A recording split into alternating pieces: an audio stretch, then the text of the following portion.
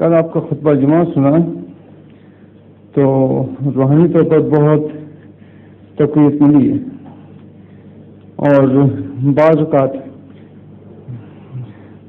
آنکھوں میں آنسو جاری ہو جاتے ہیں جب یہ خیال آتا ہے کہ نبی کی اس رسم کو درود بھیجا جائے، ان سے پیار کیا جائے اور اللہ تعالیٰ سے پیار کیا جائے۔ جب حضور آپ ہمارے سامنے ہوتے ہیں اس وقت یہ خیالات ضرور ہوتے ہیں کہ ہم نبی کی رسم سے پیار کریں، اللہ تعالیٰ سے پیار کریں، ان پر درود بھیجیں، لیکن جب آپ سامنے نہیں ہوتے تو اس وقت ہمیں کچھ نظر نہیں آتا۔ تو گزارش یہ ہے کہ سامنے یہ کلمہ لکھ دیا جائے جو سائڈ میں لکھا ہوا ہے، تاکہ آپ تشریف لے جائیں تو سامنے کم از کم کلمہ جو ہے وہ نظر آتا رہے۔ یہ جو آپ نے بات بیان کی ہے معلوم ہوتا ہے پوری طرح صحیح بیان نہیں کر سکے، تشریف لائیے۔ ایک دفعہ حضرت صلی اللہ علیہ وآلہ وسلم سے ایک صحابی نے عرض کیا کہ مجھے خطرہ ہے اپنے نفس پر کہ میں ہلاک نہ ہو جاؤں اور میں اپنی حالت منافقوں والی پاتا ہوں۔ تو رسول کریم صلی اللہ علیہ وآلہ وسلم نے پوچھا کہ کیا بات ہے، کیوں فکر پیدا ہوئی؟ اس نے کہا جب آپ سامنے ہوں اور کوئی نیکی کی نصیحت کریں تو دل اس طرح ایمان سے بھر جاتا ہے اور ایسا دل میں اللہ تعالیٰ کا پیار پیدا ہو جاتا ہے کہ انسان سمجھتا ہے میں نجات پا گیا ہوں۔ اور جب ہم پیچھے ہٹ جاتے ہیں، اپنے کاموں میں مصروف ہو جاتے ہیں تو دل کی وہ حالت نہیں رہتی اور رفتہ رفتہ بعض دفعہ ایک جمود کسی کیفیت آ جاتی ہے۔ تو اس سے میں سمجھا ہوں کہ میری منافقوں والی حالت ہے۔ تو حضرت صلی اللہ علیہ وسلم نے فرمایا کہ تسلی رکھو، انسان ایک حالت پر ہمیشہ نہیں رہ سکتا، کوشش کرتے رہنا چاہیے کہ اپنی حالت کو سنبھالے اور آگے بڑھائے، لیکن یہ ناممکن ہے کہ ایک ہی پچ پر انسان کسی حال میں رہے۔ دنیاوی محبتوں کی ایکسائٹمنٹ میں بھی ایک پچ پہ نہیں رہتا، دنیاوی تعلقات اور دنیاوی لذتوں کی حالت میں بھی ایک مقام بلند مقام پر نہیں رہتا۔ تو روحانی طور پر بھی اس طرح اونچ نیچ ہوتا ہے، صرف نیت پاکیزہ رہنی چاہیے اور کوشش رہنی چاہیے کہ حالت بہتر ہوتی چلی جائے۔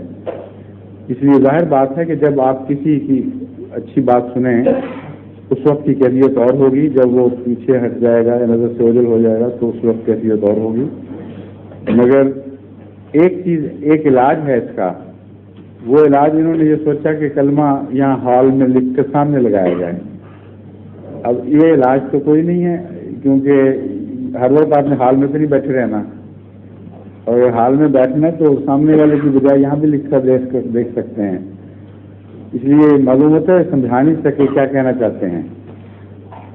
یہ اپنی جگہ بات درست ہے کہ کلمہ کا مقام مناسب سب سے اونچی جگہ پہ ہونا چاہیے، شاندار جگہ پہ۔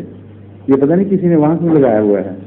معلوم ہوتا ہے جس دفتر میں جو لوگ کام کرتے ہیں یہ انہوں نے اپنے دفتر کی شان دوبالا کرنے کے لیے وہاں لگایا ہے۔ حال والوں کو حضور پتہ نہیں چاہیے یہ حضور اس طرف لگا ہوا ہے کہاں اوپر۔ ہاں نہیں، وہ خوبصورت تو ہے لیکن چھوٹا ہے۔ یہاں جو مین ہے نا یہ جگہ گھڑی جہاں ہے، جہاں چاہیے خوبصورت بڑا لکھا ہوا تو زیادہ اچھا نظر آئے گا وہ۔ لیکن یہ اس کا علاج نہیں جو بات وہ کر رہے ہیں۔ اس کا علاج تو یہ ہے کہ دل پہ کلمہ لکھا ہو، اس کا علاج تو یہ ہے کہ دل میں اللہ تعالیٰ کی یاد رہے اور اللہ تعالیٰ کا ذکر بھی رہے زبان پر۔ اسی لیے خدا تعالیٰ نے قرآن کریم فرمایا کہ ذکر اکبر ہے، سب چیزوں سے بڑھ کر۔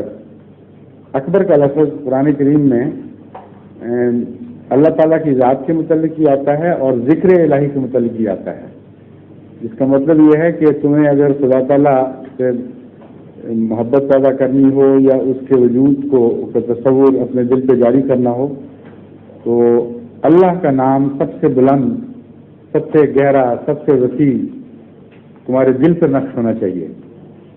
اور تصور شیخ کا کوئی تصور قرآن کریم نے نہیں دیا۔ اس لیے اس بات کا بھی میں جواب دے دوں کہ میرا سامنے ہونا یا نہ ہونا بالکل بے معنی بات ہے۔ حضرت صلی اللہ علیہ وآلہ وسلم کو خدا نے جو تعلیم دی اور جو آپ نے دوسرے لوگوں کو دی وہ اللہ کا سامنے رہنا ہے، اور وہ ایک ایسی چیز ہے جو ہال کے ساتھ محتاج نہیں ہے، بندہ نہیں ہوا۔ مسجد کے ساتھ نہیں بندھا ہوا، کسی ایک وقت کے ساتھ نہیں بندھا ہوا، اس کی ذات کے سوا کوئی چیز ہر وقت ساتھ رہ ہی نہیں سکتی، نہ ساتھ دے سکتی ہے. اس لیے حقیقت کو سمجھنا چاہیے. عرفان کے بغیر آپ کی روحانی اصلاح نہیں ہو سکتی. تو آپ اس بات کو بھول جائیں میں ہوں سامنے یا نہیں ہوں، کتنی دیر رہتا ہوں یا حال میں کیا لکھا ہوا ہے. اللہ کے نقش کو دل میں جمائیں اور اسے اکبر بنائیں. اکبر کا مطلب یہ ہے کہ ہر دوسرے جذبے پر اس کو غالب کر دیں، ہر دوسرے خیال اور ہر دوسرے فکر پر اس کو غلبہ عطا کر دیں. تو پھر آپ حقدار ہوں گے یہ کہنے کے کہ اللہ اکبر، اللہ واقعی بڑا ہے. ورنہ عموماً نعروں میں جو اللہ اکبر آتا ہے وہ تو نعروں کے فوراً بعد بھول جاتا ہے. ہزاروں لاکھوں آدمی ہیں جو بڑے جوش سے اللہ اکبر کہہ دیتے ہیں، گھر جاتے ہیں تو کہیں روزگار اکبر ہو جاتی ہے، کہیں ٹیلی ویژن اکبر ہو جاتی ہے، کہیں بددیانتی اکبر ہو جاتی ہے، کہیں رشوت اکبر ہو جاتی ہے. بے شمار ابتلا ہیں زندگی کے صبح سے شام تک، ان میں ہر جگہ خدا کے سوا دوسری چیزیں اکبر ہوتی چلی جاتی ہیں اور نعرہ آدمی مارتا ہے اللہ اکبر. اس لیے یہ ہے علاج جو آپ نے بات بیان کی ہے، اللہ کو اکبر کریں اور پھر ہر وقت معائنہ کریں کہ اکبر رہا بھی ہے کہ نہیں، کہیں اصغر تو نہیں ہو گیا اندر بیٹھا ہوا. اگر وہ اندر اصغر بن رہا ہے نعوذ باللہ من ذالک تو پھر باہر جو مرضی لکھیں گے اس سے کوئی فرق نہیں پڑے گا.